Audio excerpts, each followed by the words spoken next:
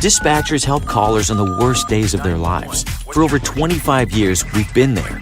A silent partner in millions of calls thanks to our redundant and diverse networks that ensure call delivery. Today, cities are bigger, traffic more congested, and the challenge is more complex. But you're never alone, because InDigital is quietly improving, implementing, and driving the next generation of 911, so you're supported in every situation. Make the switch at indigital.net.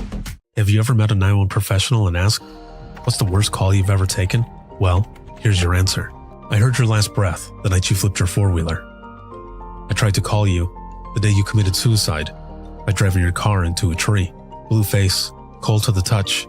I helped you with CPR after you found your infant face down, not breathing. It messed me up. I did everything I could, but it wasn't enough. You were with me from the beginning, Grandma. 27 years later, I took the 911 call when you died. How fitting to be there for me in the beginning, and I was there for you in the end. I miss you, Grandma.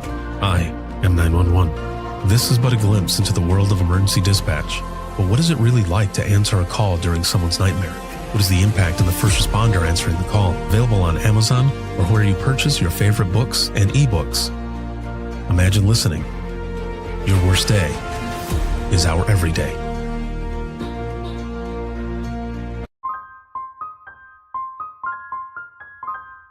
This is Jordan, and you're listening to the Code 7 Podcast Network.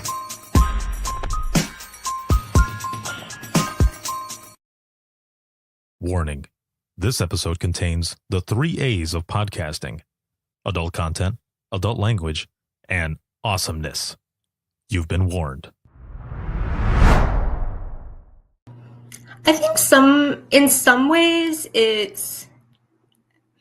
feel like it's almost unpopular to say. In some ways it has changed me positively, but in some ways it has changed me negatively. Mm-hmm. And I would say both are true. I would say in positive ways, first off, it's made me much more aware of my own community, because I dispatch for where I live. I bought a house in the city where I live. So it's like part of my job is very personal. It's like, sorry, I'm choking up.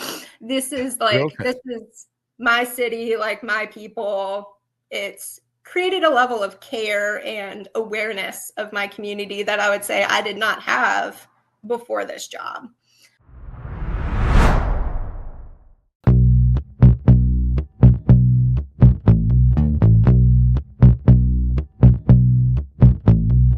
Welcome to Within the Trenches, true stories from the 911 dispatchers who live them.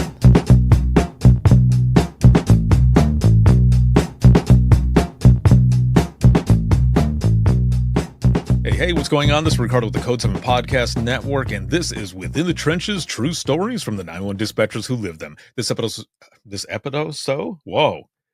I think I had a little bit too much caffeine. This episode is sponsored by InDigital, a leader next-gen core services, and a big shout out to subscribers as always. Thank you very much for everything, because I wouldn't be able to do what I do if it wasn't for all of you, but especially all of you who are here watching, listening, supporting, and sharing. Thank you so very much. And there's a lot of stuff going on. As usual, it is February 18th, 2025. There's so many episodes, so much excellent content that's going to be coming out. I am fresh back from the Be the Difference conference. Shout out to the Denise Emberly Foundation, as well as the Healthy Dispatcher, for hosting the podcast there at the conference. It was just a great experience. And if you've not been there, make sure to check them out. They are going to be in Knoxville, Tennessee. And it's going to be, I believe, January 24th through the 26th, something like that. Either way, for sure, it'll be that week, and it's going to be in Knoxville, Tennessee, and make sure to check them out. I had a phenomenal time there, and I look forward to going back. Again, so many things going on, but we're going to jump right in, and I'm excited to be here with my guest. My guest today is Rain, and she is an emergency communications officer and CTO out of the state of Virginia. Hi, thank you for having me. Thank you for being here. No, this is good, and I'm sure the camera here just caught me mouthing bye to the other camera over here. People are probably going to see that and be like, "What? What is he doing?" just doing some behind the scenes stuff. But yes, I'm excited to be here with you and have you on. Now, you have let's see, you've got about 3 years, right? You've got 3 years going into public safety now? Yep, just over 3 years. I had my 3 year in the beginning of December that just passed. Awesome. Well, congratulations. And still early on in your career. And I bet, Yes. though, that there's a lot that has happened. Sometimes there's a lot that happens within even the first month that's going on. And you might start to wonder, like, what did I get myself into? Yeah, absolutely. Yeah. So how did you get into public safety to begin with? So I think I got into public safety in kind of an unusual way Hmm. because it never occurred to me to have a career in public safety. I don't come from a public safety family. I don't come from a military family. So really public safety in any capacity was not at all on my radar for something Hmm. to do. How I started was so also too, if you think back, what was happening 3 years ago was basically the very beginnings, thick of it of COVID. Hmm. And so I was a manager at a retail grocery store. That was my job. And I was also going to college and I didn't really have any intention on leaving. I was happy where I was at. I was making decent money. And it was just one of those things where, if you're just scrolling on your phone and there's like just articles being suggested to you from like Google, there was an article for my city that was like the 911 center is critically understaffed to the point where sometimes 911 calls are going unanswered.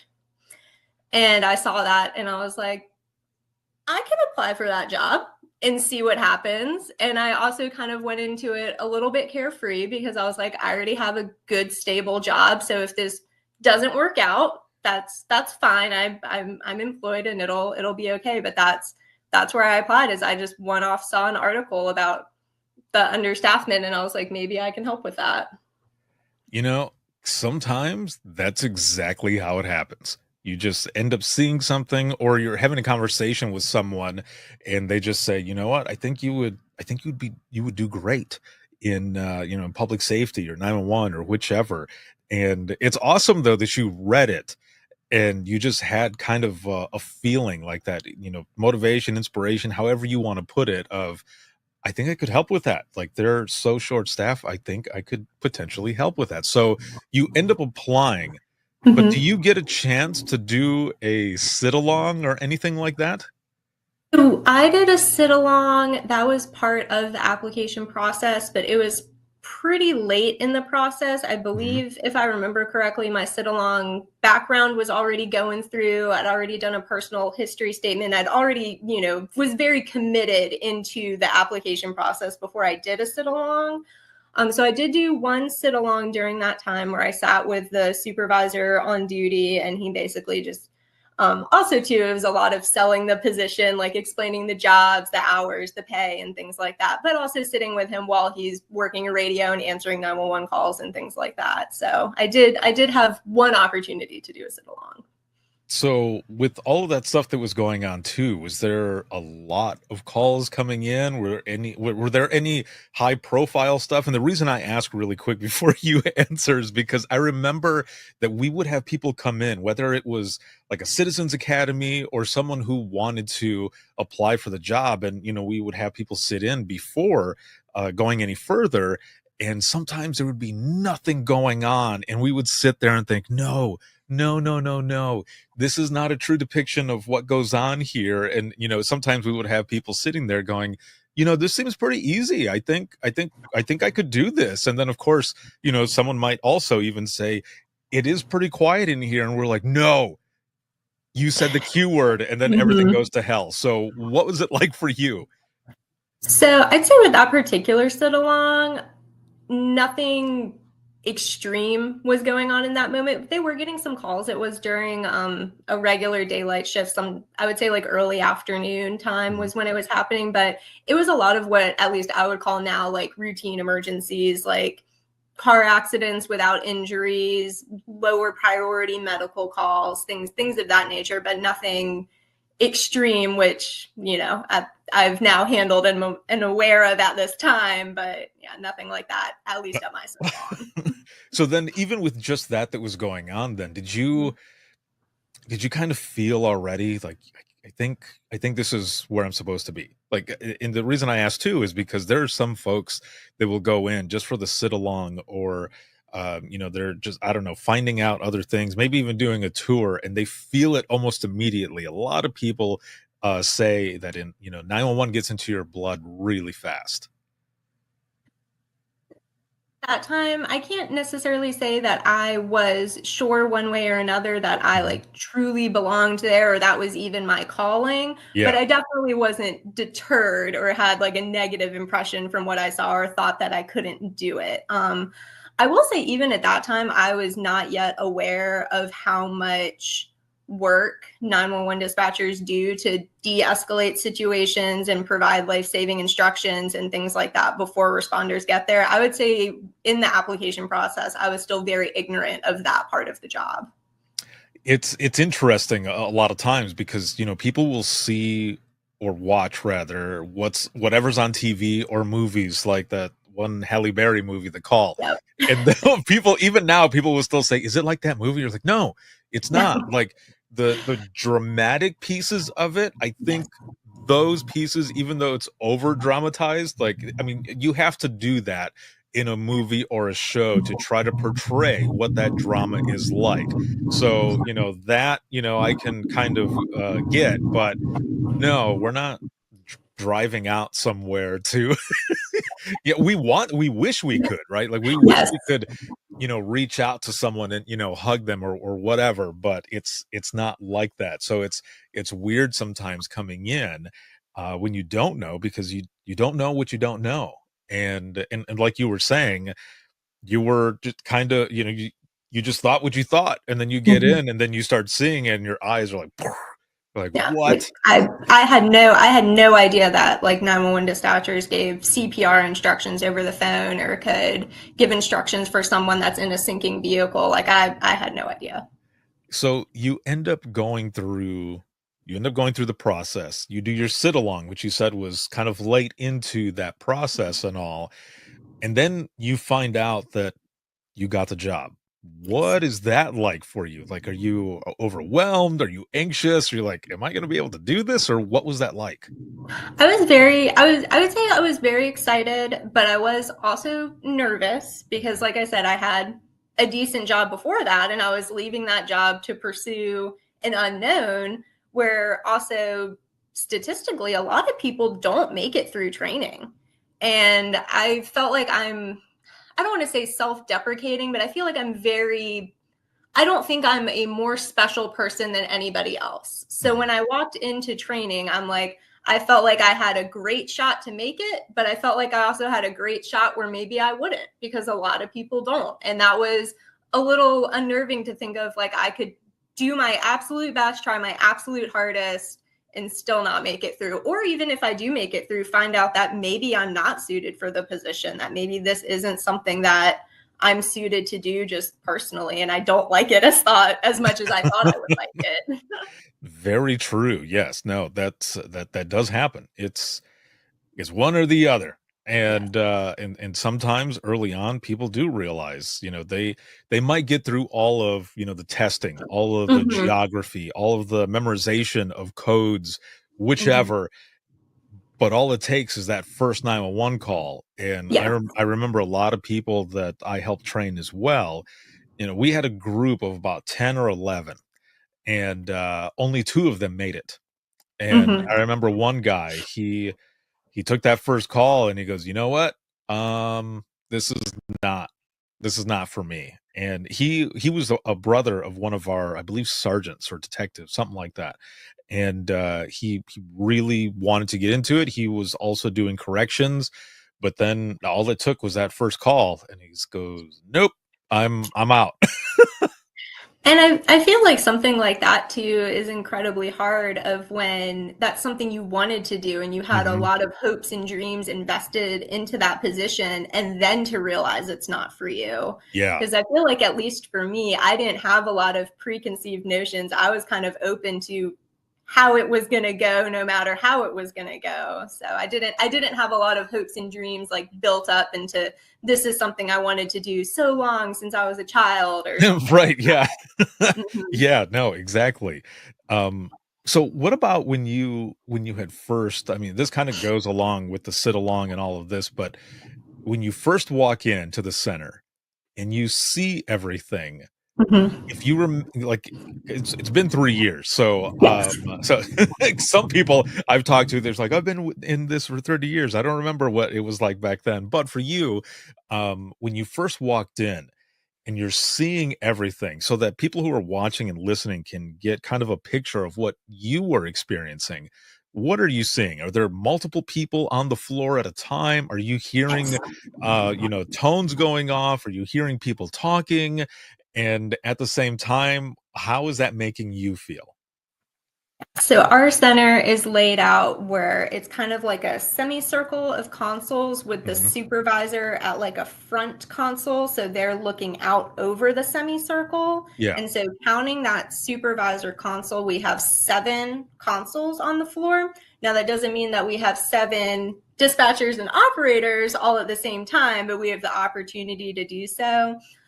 When I went there, what was typically on a shift was you had the one supervisor and 3 dispatchers, where each of them was working a radio, each of the dispatchers, and also answering the phones. And that was like the set minimum.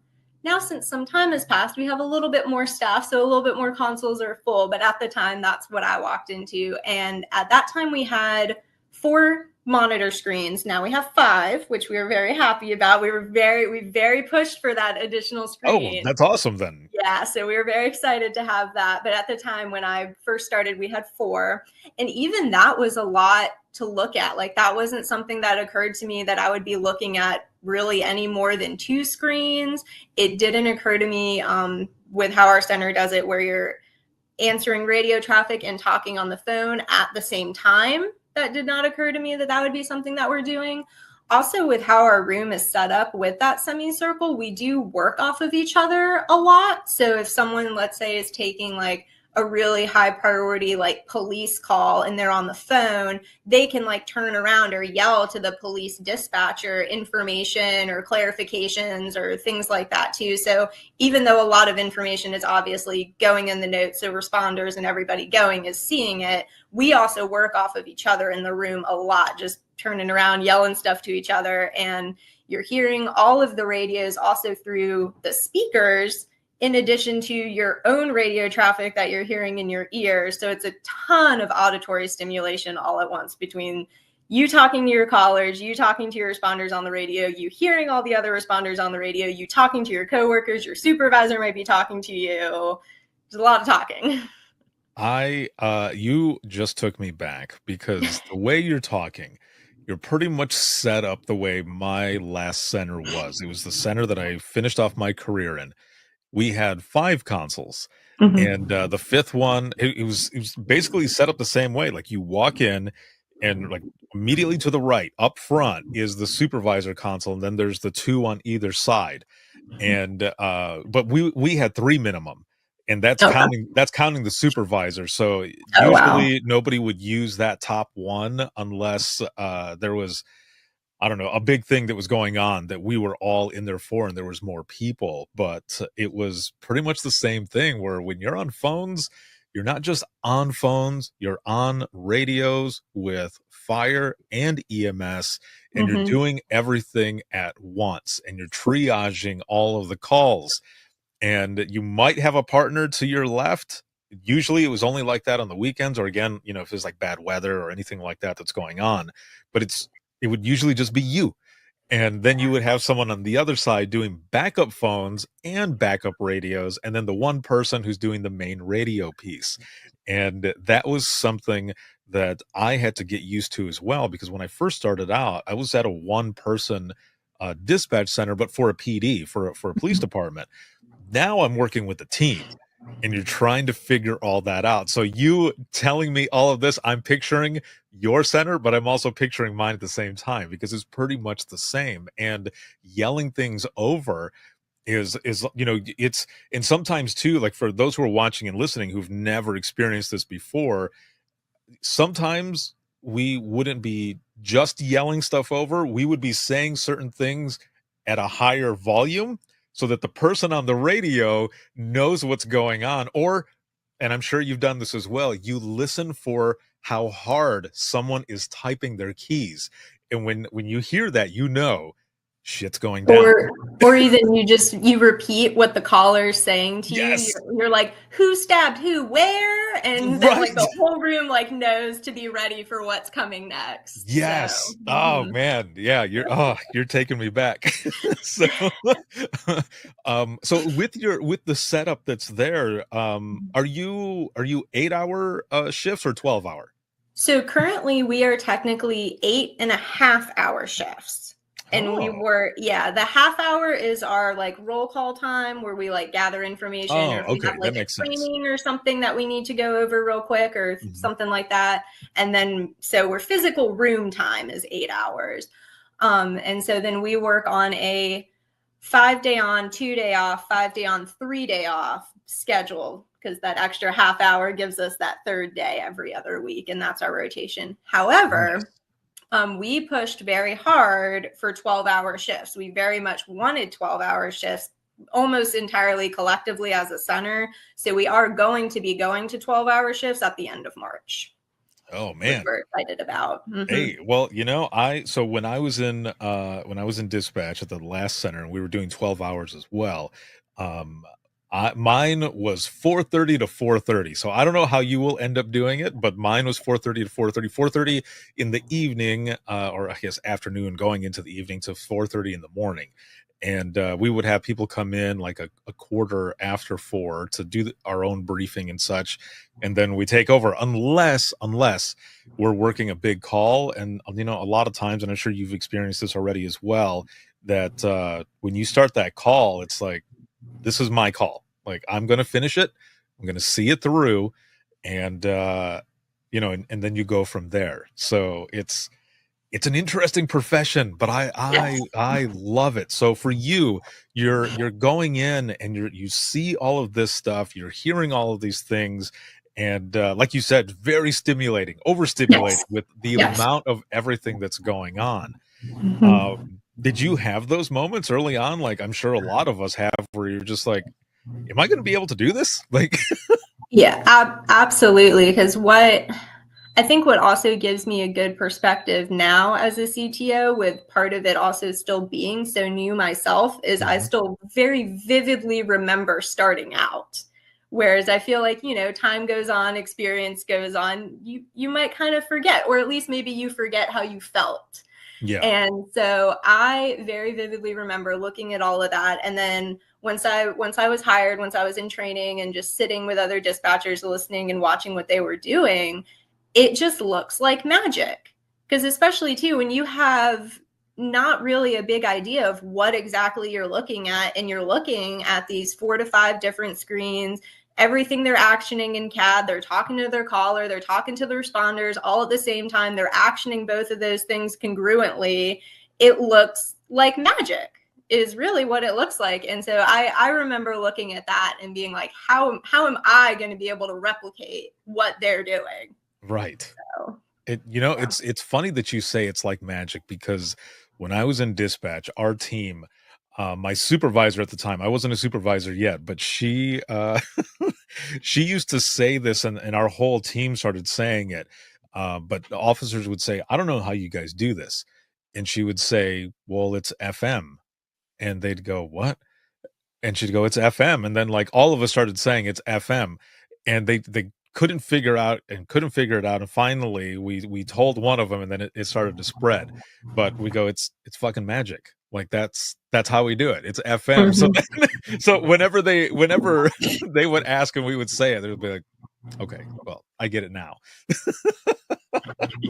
So you're getting in there and you start your training and all. As you're going through your training, you learn the geography, and actually really quick, just a quick overview. How does your training work? Are there different phases? Because like for my training, we had 4 different phases. And that 4th one was that shadow phase where, you're doing everything yourself. You're working with the team.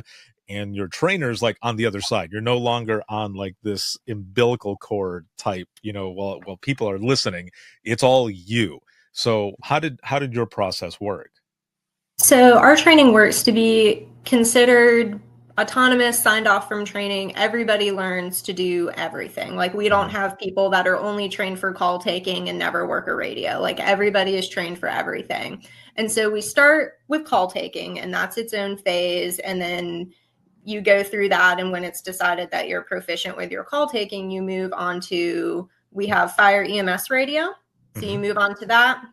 And then we have 2 PD radios. We call it just PD1, PD2. You start with PD2. I like to call that the numbers and letters radio, because for our PD2, that's basically where we run everybody. That's where we do the OLs, the warrants, any extra requests by officers, things like that is all done on that radio. We also dispatch animal wardens on that radio, but our animal wardens have pretty limited working hours. So depending on your shift, there might not be any animal wardens on your shift. Oh. And then our PD1 radio, that is our main dispatch radio. And that is the last thing that you learn. And that has, the critical incidents, the most intense traffic, things go from 0 to 100 in 0.2 seconds. And yeah, so once you go through all those stages and you're signed off from each stage, that's when you're considered a fully fledged dispatcher at our agency. Also, with the state of Virginia, there is a dispatch academy through the police department that everybody goes to be a dispatcher in Virginia. It's about a week and a half, and that's where you're signed off by the state. And then after that is your floor training, where your trainer then submits with the state that you've met certain floor metrics that the state requires. And then that's when you're like truly certified. You're like certified with your agency and certified with the state. Oh, so, man. Yeah. Definitely a process. Yes. Yeah.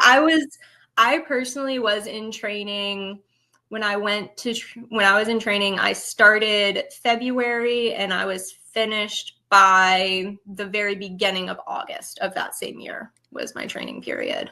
Oh, damn. It's definitely so just kind of in comparison, my training, well, okay. So when I very first started out in Florida at that single seat PD, I went in the first night, and like the chief of police showed up to my house and asked me if I wanted the job still. And I said, yes. And he goes, okay, well, you start tonight. And I said, okay. And this is 2001. I go in that night. My trainer shows me things for about 20, 25 minutes. He takes a 911 call. When he's done, I literally applauded him and said, good job. And then he said, you're next. And I thought, what? So that's how that was my initiation, my getting thrown to the wolves. And then when I was at the dispatch center, the central dispatch in Michigan, for the central dispatch, the training, I only had about 3 or 4 months, maybe. But because I came with like 4 years of experience, they're like, we can kind of push him through a little bit. But dude, it was it was pretty crazy. So yeah. Agency to agency is so different. Yes. Yeah. Yeah. Everyone's training is different. And if you've got training already from a different place, it goes a little faster sometimes, but oh man. Yeah, that is definitely a different beast. And you are going in on, like we were saying, 3 years. And I feel like, and maybe you feel like this as well, but a lot of people have said too, that the 2.5, maybe 3 years is kind of the sweet spot where you feel that you're dialed in, because you can be confident, right? And you can have all of the training right off the bat in the beginning, but I feel like it takes, up to, the 3-year mark or so to really feel like you're dialed in. I would say that I feel about the same way. I would say after about my 2-year mark, I felt pretty confident with the fact of no matter what they give me over the radio, no matter what happens when I answer that phone, I'm like, I got it. I'm like, I will know what to do. Like, even if I haven't done it before, I will know what to do. So, and I mean, not saying that something won't come out there and maybe throw me for a loop. I don't know. Oh, for sure. I mean, you know better than anyone who knows what's going to happen. But I would say I still feel that way today. And actually right now at my agency, I am an acting supervisor. So sometimes it is really up to me, my coworkers, like, I don't know what to do. And it's up to me to decide what needs to be done. So. Right. And that adding that piece to it as well. Now when you're getting to that spot, I think one of the hard things was it took me about 2 years, I think maybe, before I finally said, okay, yeah, I'm going to go out for supervisor, because I had so many friends and people that I worked with saying, you need to do it. You'd make a great supervisor. Well, then you end up getting to that side, and then those same friends are like, all right, like, we're going to run this joint. And then since you're the one who's the supervisor, you got to say, well, there's a difference now. And they're like, well, you're dead to us. Not for real, but it's that line that you end up walking, where it's friend, coworker, and you being the one who's in charge, because you're the one who's ultimately going to be the one making the decisions. But the way I was doing it was, we did it as a team. So if someone had a better idea in those split seconds that we have, then let's go for it. Because like I said, even though I'm the one making the ultimate decision, I would rather it be like a team effort for all of it. Now, Absolutely. do you do you remember some of your very first 911 call, or some of those earlier calls that you were taking?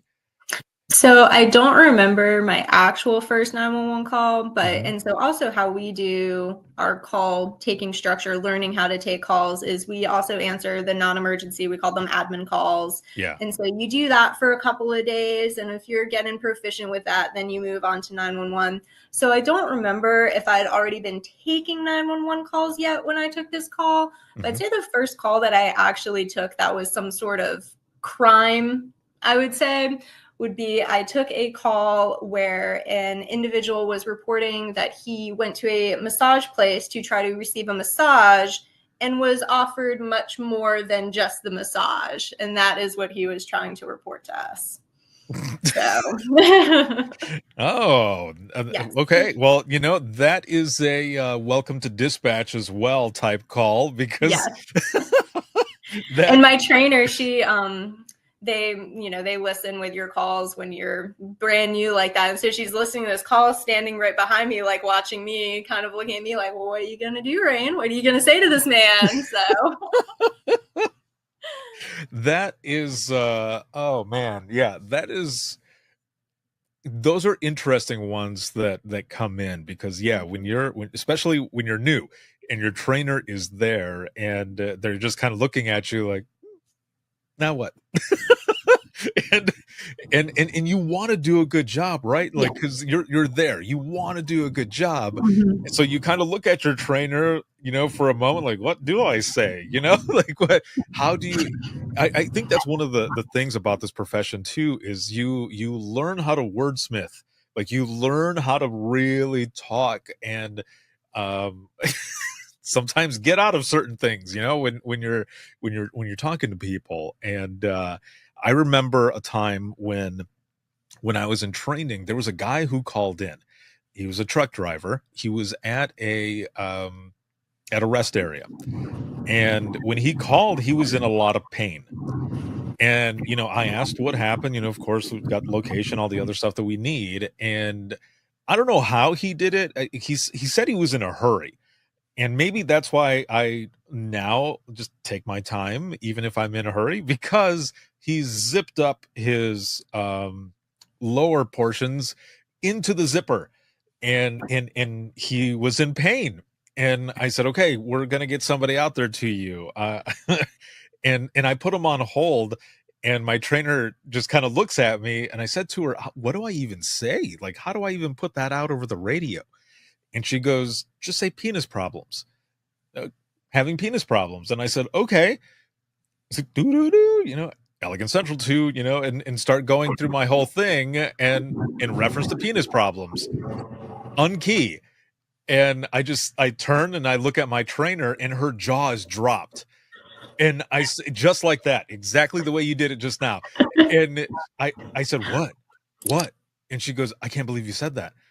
And I said, you told me to. You're my trainer. Yes. There is, especially with like that trainee-trainer relationship, there is a lot of blind trust for sure. And like Well, yeah. trainers need to remember too, because even one of my trainees, she just completed the process. I just signed her off less than a month ago. Mhm. And that's very much how that relationships works, is anything I would have told her to do, she would have done it, which is how it should be. But Right. Yes. So, yeah, I end up going through the call and everything ends up being fine. But that one I won't forget. I remember looking at her afterwards and I said, you better not mark me down on my DOR, like on my you told me. paperwork. Yeah, because you're the one who told me. And if we get in trouble for it, you told me. You're going down with me. And, we were laughing about it, but oh man, I started freaking FCC is out. coming. Yes. So for you and that call, what was the outcome? Like, did an officer go out? I got him in touch with an officer by Mhm. phone, so I had an officer call him, but I don't know the outcome of the call, as we usually don't. But, True. Yeah. And you know what? Maybe that's one that you don't want to know because that's a different kind of happy ending. Anyway, so it's so crazy. I mean, there's a lot of times, people they'll talk or they'll ask, like even now, like earlier, I went and got my haircut finally. It had been a couple of months and it was just super growing out. And I went in and the guy goes, so what are you doing today? And I said, well, I'm actually going to be recording a couple episodes of this podcast that I do. So he's asking me all of these questions and asking questions about, dispatchers, calls that I had taken. And I'm telling him some of the funny stuff. And he's just kind of looking like, for real? And I'm like, yeah, like that stuff actually happens. Like there's moments, especially like with your call that you just talked about, that you think sometimes, is this real life? And yes. it definitely is. Yeah, it's definitely real life. So, you mentioned that you're, and I said in the beginning as well that you're a CTO too. So this is excellent. Well, CTO as well is what I mean. For anybody who's listening, who's probably thinking there's a CTO too. Like, no, I don't mean a CTO number 2, a CTO as well. Yes. So I do have to ask, because you're 3 years in, you're training other people and all. Was there something that, because usually it's one of two things when people decide that they want to be a CTO or they want to be a supervisor or whichever. One, they had crap training and they wanted to become a trainer themselves because they don't want that literal next generation of 911 coming in and having to deal with what they had to deal with. So they want to make a change, right? Or they had great training and it inspired them that that's the kind of cycle that they want to continue with, again, that next generation of 911 coming in, where you can kind of mold them that way and just have them experience like the good stuff that you experienced as well. So for you, especially in the beginning, how you talked about, you just kind of saw it in the newspaper, right? And you got into it, and now you're training others as well. What was that inspiration to also become a trainer? So I was approached by my supervisor asking me if I was interested in training. Mhm. And at first that was my first thought, was I was like, I'm really new. I'm like, what am I going to offer someone else? I feel like I barely know how to do my job, honestly, at the time when he was asked. But I thought about it and I told him, I was like, sure. I was like, I can train. And I was inspired by that. I had 2 different trainers during my training, and we had really great relationships. I felt like they were excellent trainers.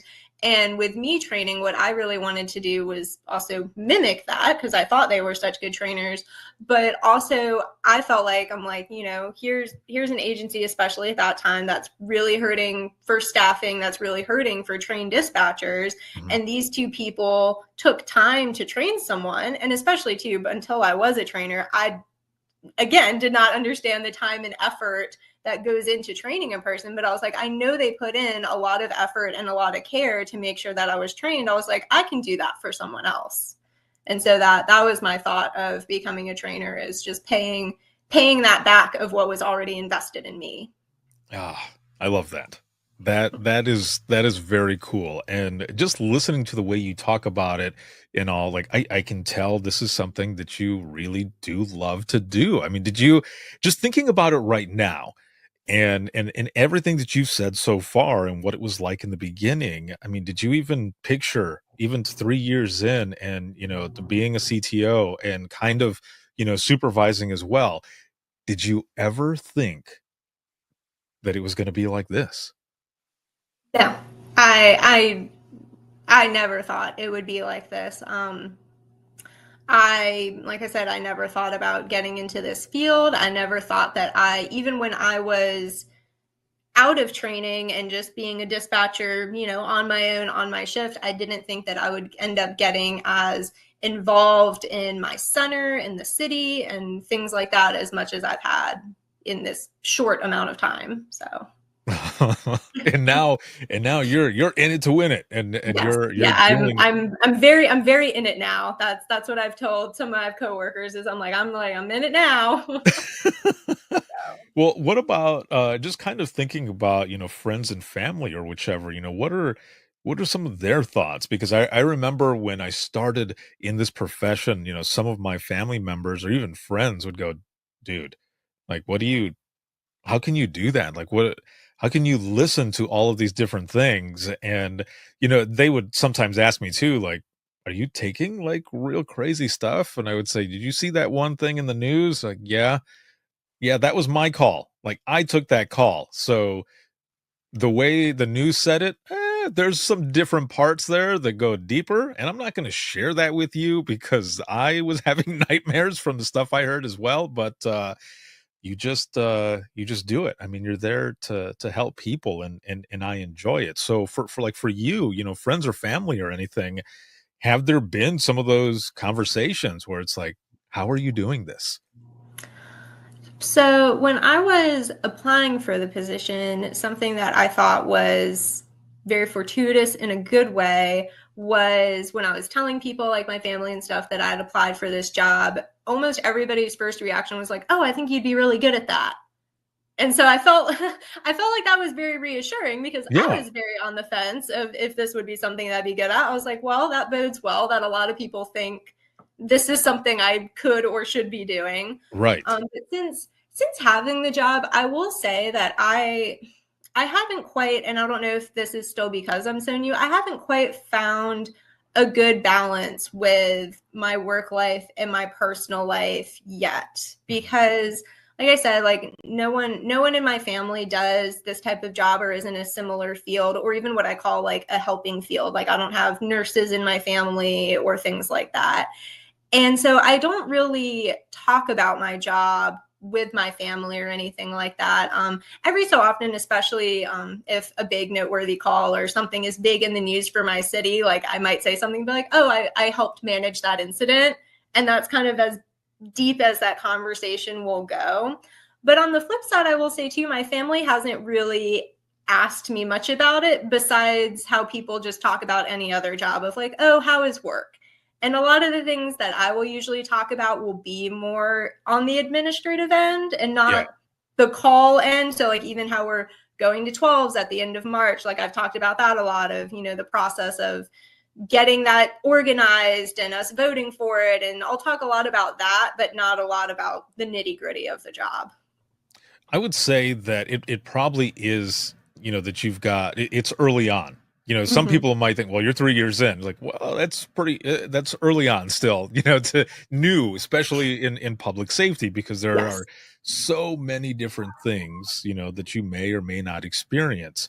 And I was kind of the same way for a long time, trying to figure out that work-life balance that we all need because you know, a lot of times, I'll just say this, my family, like I would get invited, like my immediate family, we would get invited to birthday parties, to like all this Mm-hmm. other stuff. But because I was working so much, eventually it kind of stopped.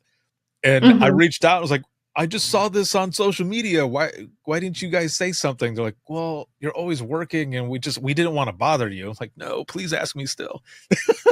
because I was actually off during that time. Yeah, and it's So still nice to be asked. Even if right, you can't yeah. come, it's still nice to be asked. Yes, after that time, they still asked afterwards, and I was like, okay, good, we're good.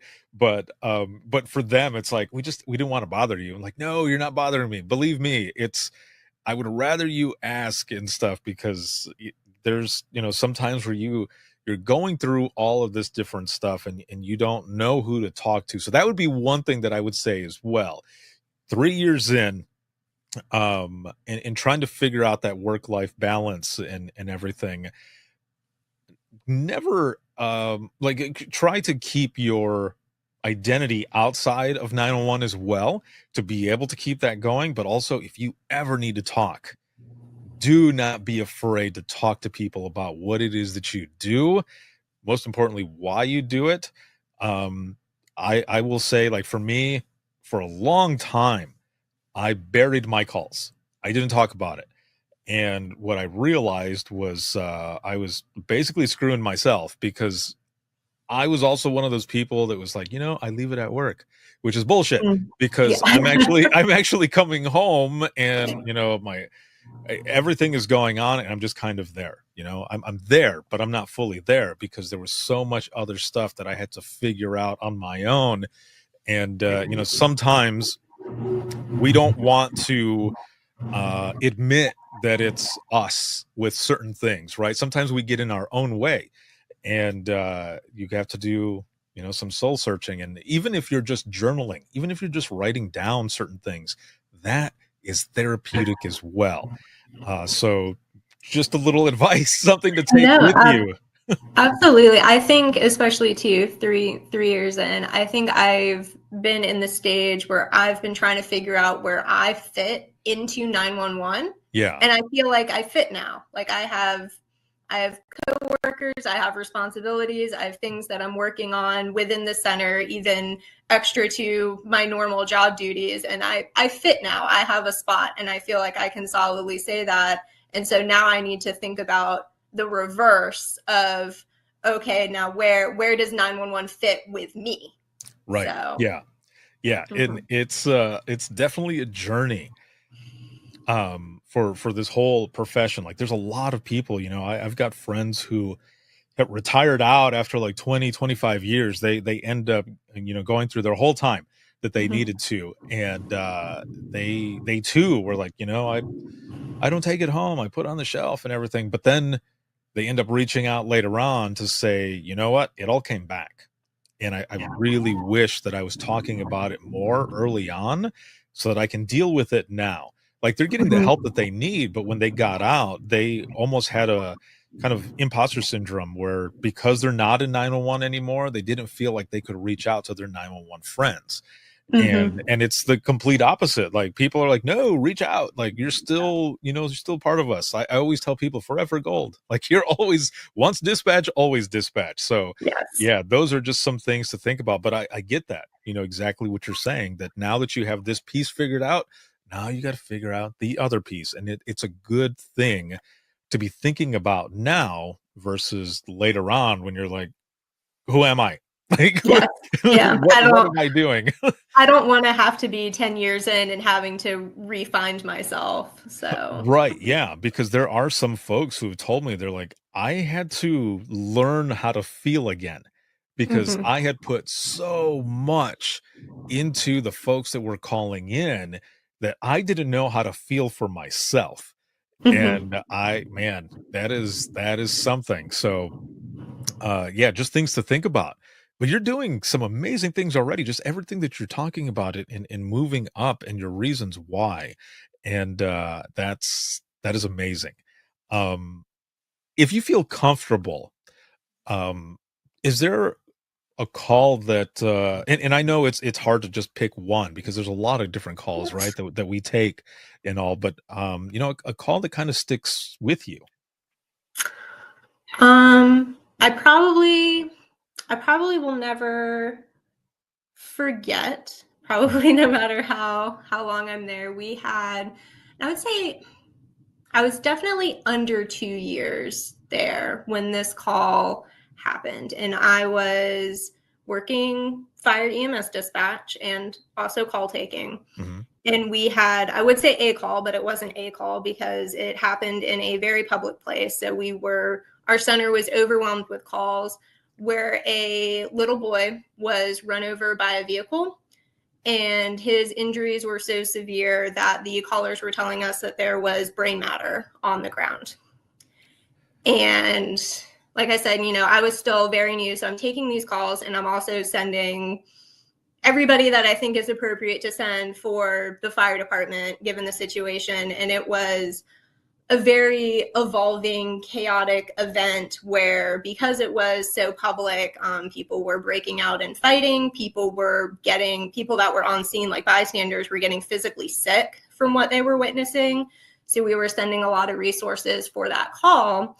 And I will say our agency and the police and fire department, everything like that, did a really good job and had a debriefing regarding that event in the appropriate amount of time, like a couple days after the initial event occurred. But I would say that event is what happened to me after the event is I was in a store, I would say maybe a week after that event. Mm-hmm. And there was a little girl, she's probably like 2, in the front of the store, and she was unattended. There was no adult near this little girl. And so I'm just kind of like in the front of the store, like minding my own business, but also like watching her and like looking around. And this was also near where the checkouts and stuff are. And I mean, it's so easy as a parent, you turn around to go pay and your little toddler just darts off from you. So I'm like, someone will see her in like 2 or 3 seconds, her parent will, snatch her back up. And I'm just looking around and no one is coming for this little girl. And then it's a store that has automatic doors. And then she just darts from the store into the sidewalk, into the street. And I run after her and I snatch her up from the sidewalk right before she steps into the road. And I go back into the store and I'm holding this stranger's child. And I'm like looking around like where, like now a lot of time has passed where she's almost run into the street. And I'm looking around like, where is this person's child? Like this child's parent. And then finally a woman approaches me and she's like laughing and smiling. And clearly the child also recognizes her. So I give the child back to the adult and that's the end of it. But I could like feel it like inside, like I was so upset in a way that I wouldn't normally be upset, even by just that level of carelessness. Like that's not something that would normally upset me. And it took me a little bit to piece together that I was so viscerally upset by that situation because of what happened to the little boy like a week before. So, and that's when I realized that I wasn't leaving all my calls at work and it was coming home with me sometimes. Yeah. Was there a debriefing or anything like that after this call? Yeah, so there was actually, I will say, in my opinion, I feel like our public safety handled that event very well with the resources that were offered afterwards. There was a diffusing that day of the event, and dispatch was invited to that. And I will say a couple people on my shift went. I did not go because at that time I wanted everything to feel normal. Mm-hmm. And so they actually called in the shift that was coming in after us early to relieve us, to anybody that wanted to go to the diffusing. So I had plenty of opportunity to go, but I didn't want to go. I just wanted to stay at my console and take my calls and everything be normal, because it's normal to keep going to work and then finish at my scheduled time and go home. And that's what's normal. Yeah. And so I didn't go, and I can't say that I do or don't regret not going, but that's the reason why I didn't go. I just wanted things to feel very normal, even in a situation that was not normal. And then, like I said, a day or two after that is when the formal debriefing happened. And because it was such a large public event with so many people involved, there was a ton of people at this debriefing. I want to say maybe 30 responders, like counting dispatch at this debriefing. And so it was a very positive experience to have the debriefing, and I'm glad that we did. And that's part of what stemmed me at least piqued my interest into joining our peer support team, which I am now on now, but at the time I was not. But that is what kind of sparked my interest, is seeing that process. So See, that's pretty awesome then, that there was even, with everything that happened, that it pushed you to want to be on the peer support team as well. And I mhm. think this also helps, um, because as CTO, going into, potentially being a supervisor as well, and being on this peer support team, anyone else who comes in who might have a call that's similar, or even a call with, kids or something, Mhm. you will have that story to be able to share with them, in the sense that I know what it's like as well. Because, sometimes, and just even with everything that I do with Imagine Listening, with the I Am 911 movement, and people sharing all of these stories, the biggest thing that people have said, and some still do sometimes, is, I thought I was the only one dealing with stuff like this. I thought that I was alone. I have felt alone. And now that I've read these stories, now that I've heard these other folks sharing on, on the show and stuff, I know that I'm not alone. And for you specifically, anyone else coming in, you will always have this and any other experience to say, I know what you're going through. And it's okay to feel, however it is that you're feeling, because I was there too. And if you have any questions, let me know. And I love that I mean, just again, it's crazy that just out of nowhere you see this advertisement, and you're quickly going through, your training, your experiences, what the first call that you had, and then moving on to this call that, you're saying that you'll never forget, and that you've kind of, it sounds like you've worked through, and Yeah. now you're on the peer support team as well. And it's leading to bigger things, in the sense that, as you kept saying as well earlier, you're giving back, you're kind of paying it forward for a lot of things, but especially those that are coming in after you, you'll be able to help them. Yes. Yeah, absolutely. And that is something too that I try to be very transparent about, like with just our new staff in general, whether or not I'm their trainer or not, or even whether or not that they're on my shift, is just because I remember it so vividly, of just how I felt being new, starting out, seeing all these things, and some of these calls, and that it's okay to have feelings about your calls. Because that was something too with that incident that I just spoke about, is I will say, at the time after it happened, I didn't seek help or anything like that right away. And part of the reason why I didn't is because I felt like I was too new. Like I felt like I was too new to have pain or have feelings. And it's like, oh, well, there's people that have been here 20 years, and what have they must have seen and done so much. Like, how should I feel any type of way about anything? And that's something that I've really tried, because I felt that way at that time, to express to other new people, like, that's not the case. Like, anything can happen at any time. And even calls that seem innocuous at first can have staying power. And it's okay to get resources for those types of things.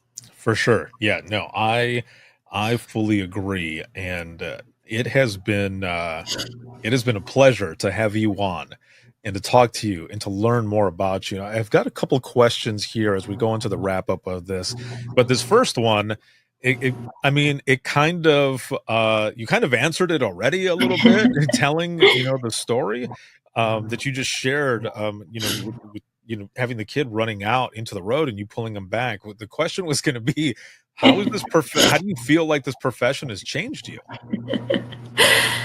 um I think in some ways I feel like it's almost unpopular to say. In some ways it has changed me positively, but in some ways it has changed me negatively. Mhm. And I would say both are true. I would say in positive ways, first off, it's made me much more aware of my own community, because I dispatch for where I live. I bought a house in the city where I live. So it's like, part of my job is very personal. It's Yeah. like, this is these are, sorry, I'm choking up. This is You're like, okay. this is my city, like my people. It's created a level of care and awareness of my community that I would say I did not have before this job. I would say some of the negative changes, I've noticed I'm much more impatient. And I think some of that comes from doing so many things at once all the time in succession, moving very quickly, or, oh, I hate to say it because it sounds so rude, but when people drown on with stories and will not get to the point, like I want to use my call taker techniques to like refocus them, to like Right. come back, tell me exactly what happened, and just refocus them with the story. So that's something in my personal life that I try to be aware of, that that's not how normal interaction goes. You don't refocus people from their very, very long stories. So. Right. Yes. And yeah, and for those who are watching and listening that might feel kind of how you said that it might sound rude or whatever. No, there are moments where people are calling in and they're like, well, let me start in the beginning. And you're like, ooh, hold on. Like, hold You're on a like, minute. please Like, don't. actually, I need you to give me the main point so that we can get help out to you as fast as possible. So where some of you, who are watching and listening, who have never been in this profession before, some of you who might think that's a rude thing, that we're stopping you from telling the entire story and side details and paths and, added Easter eggs. we just need that information as fast as possible. But you're right, in the life outside of dispatch, that is something that ends up being where we have to kind of retrain our brain, right? Mhm. And it happens, and it's okay. So I feel you, and on a lot of how some of the things have changed. Now, the last question that I have for you is, and even 3 years in, especially the way you landed in public safety, if you could go back in time to talk to yourself 3 years ago, when you're looking at that newspaper and you're like, I could do that, I could help out, what would you tell yourself? And this is not to change anything, right? Because I feel like there's some things that we experience that bring us to where we are at today, whether it be hard lessons, good lessons, easy lessons, whichever. A lot of times it's the harder ones, right? But if you could go back in time to talk to yourself, to give yourself some advice, what would you tell yourself?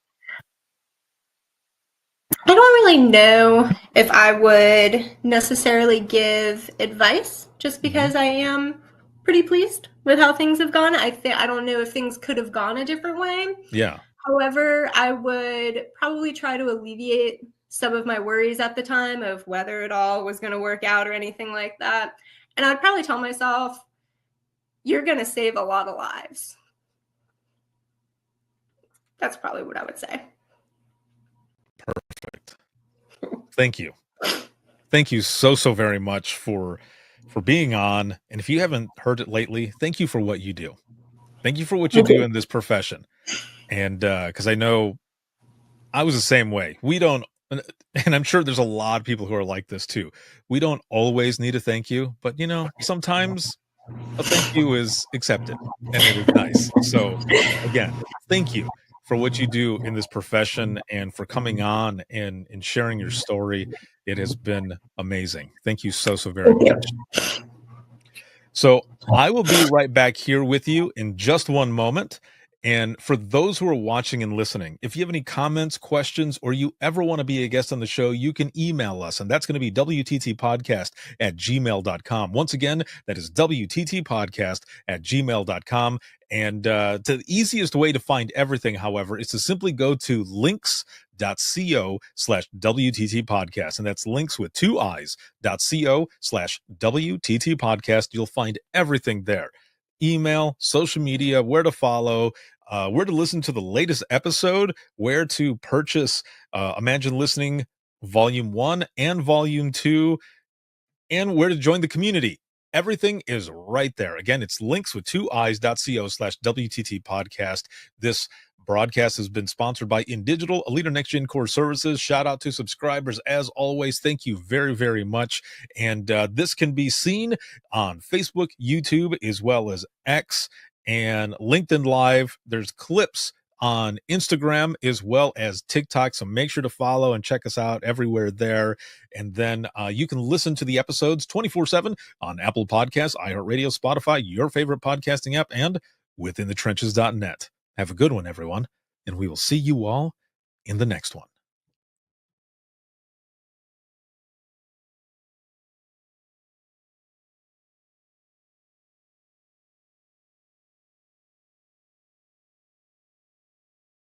Imagine listening to someone's worst day every single day.